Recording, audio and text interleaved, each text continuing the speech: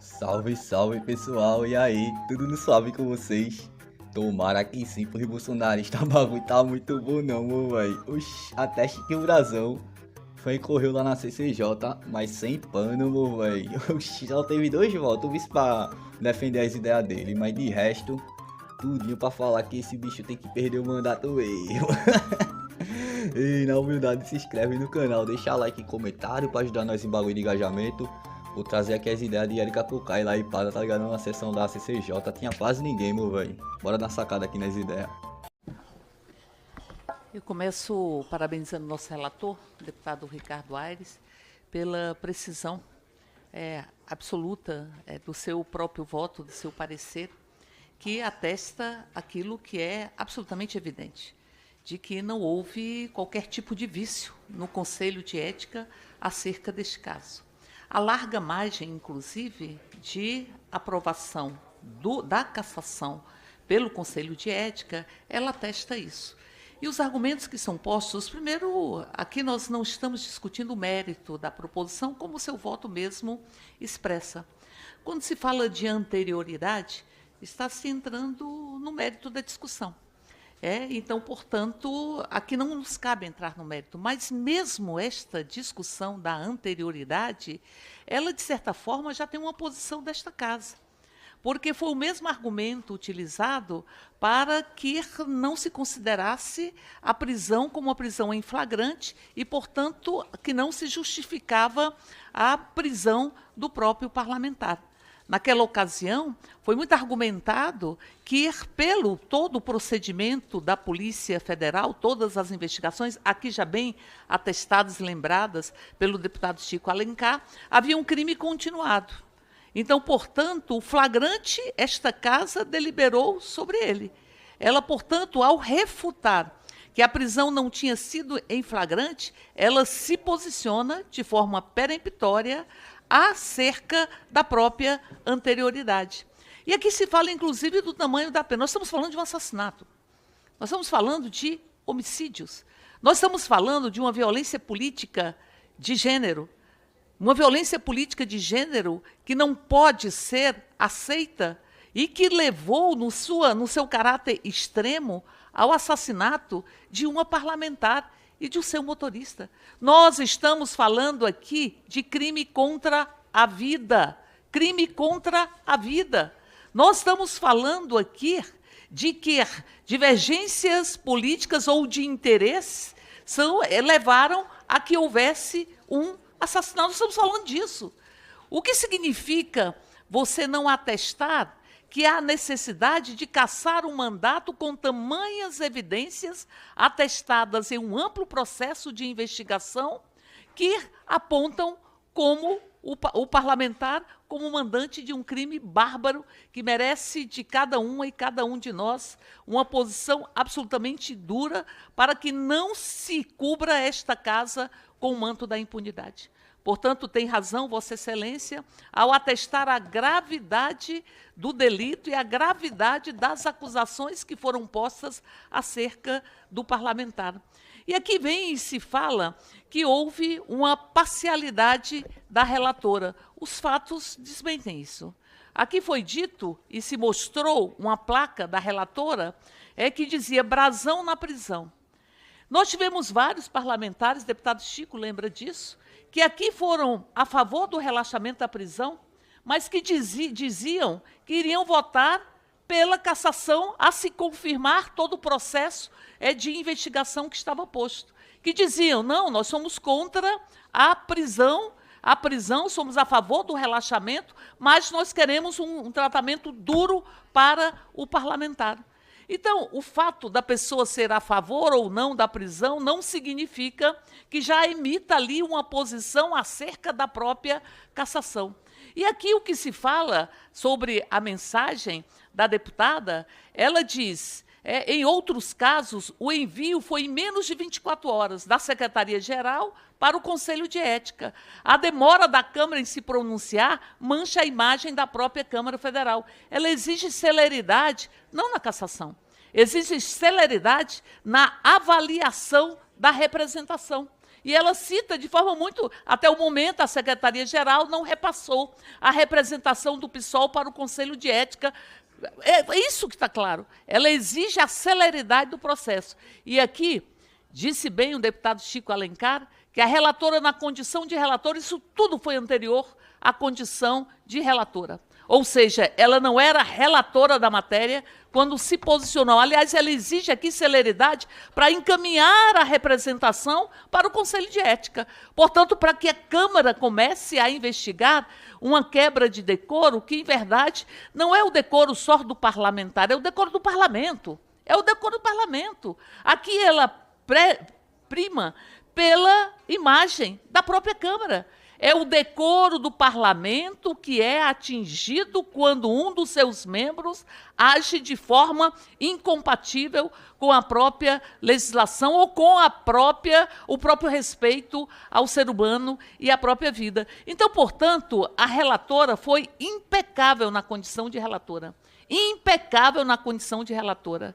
E, a partir dali, não se pode atestar por os fatos que aqui foram postos, de que ela teria uma parcialidade. Aliás, esta foi uma tentativa da própria defesa, no próprio Conselho de Ética, que foi prontamente refutada. Aí aqui se argumenta, não houve o direito ao contraditório ou o direito à ampla defesa. Os fatos negam isso.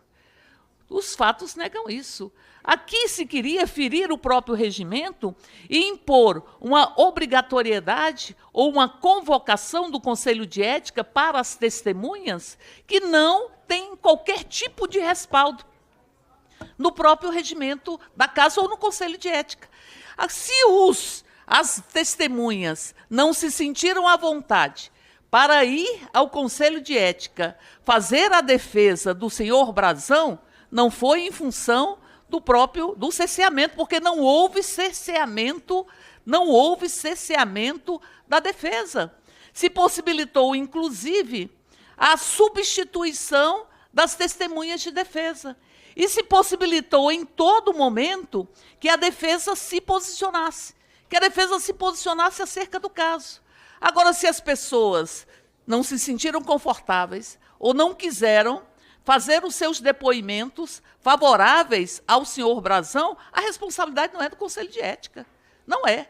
Seria diferente se o Conselho de Ética tivesse cesseado a ampla defesa, se tivesse cesseado o comparecimento das testemunhas, mas foi a própria vontade de cada uma dessas testemunhas que foram arroladas para defender o senhor Brazão, foi a vontade delas de não se posicionar no Conselho de Ética a favor do senhor Brazão, que fez com que elas não comparecessem. Isso não pode ser argumento para que se busque anular um processo que, na nomeação da relatoria, seguiu-se absolutamente de forma concreta e estrita, se seguiu o que está nos próprios ditames da Casa, ou do próprio Código de Ética. Se nomeou uma relatora que manteve a sua imparcialidade na condição de relatora, que a partir daí avaliou todo o processo de desenvolvimento a partir de todos os dados postos, que, veja, nós sabemos que o processo na Câmara Legislativa de quebra de decoro, ele não é igual a um processo judicial. O relator já falou isso no seu parecer. O relator, no processo judicial, exigem-se outras condições que nós não temos aqui no julgamento da própria Câmara, que é um julgamento que se dá com uma característica de defesa, disse bem o relator, não só do parlamento, mas ao defender o parlamento, defender a própria democracia. Portanto, posturas como essa, ou acusações como essas, atentam contra a própria democracia e contra o próprio parlamento, se não tiver uma resposta deste mesmo parlamento, que tem o dever e o poder de estabelecer o seu julgamento e as suas conclusões acerca do que está posto. Mas não é só isso. Este processo de verificação da postura, que aqui se tentam apartar o senhor Chiquinho Brazão das próprias milícias, e os fatos negam isso? Os fatos, mais uma vez, negam isso. Há um açoite de fatos aqui.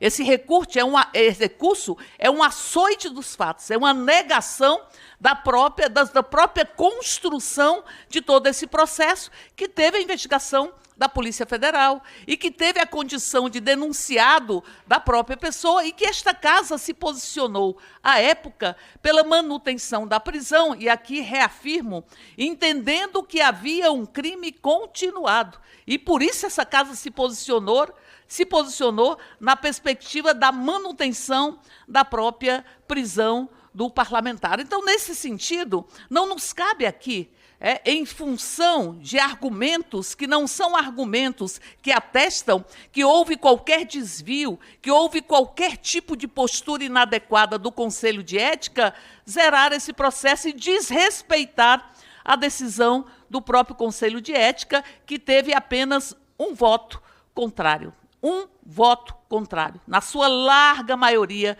das pessoas que compõem esse conselho, que acompanharam os depoimentos, que acompanharam todo o material que foi fornecido em vários processos de investigação, e simplesmente aqui se atestar ou se buscar pensar argumentos que são completamente descolados e apartados da própria realidade, na perspectiva de protelar uma decisão que é fundamental que seja tomada por esta própria casa. Aliás, é bom dizer que cabe ao próprio plenário o posicionamento acerca da manutenção ou não do próprio parlamentar.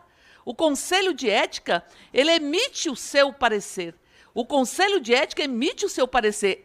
A esta comissão cabe a avaliação de recursos para anular ou validar o processo que aconteceu no próprio Conselho de Ética, e nós não temos outro caminho, por todo o processo que se deu, absolutamente respeitoso com relação ao regimento desta casa ou ao próprio Conselho de Ética, que não é negar o próprio recurso e aprovar o parecer do relator, que de forma muito nítida, de forma muito cirúrgica, inclusive, e de forma muito aprofundada, vai desqualificando o recurso nos seus argumentos, porque os seus argumentos não têm fundamentação do ponto de vista da própria realidade e dos procedimentos que aconteceram no próprio Conselho de Ética. Portanto, eu diria que não há qualquer dúvida de que nós devemos aqui, nesta comissão,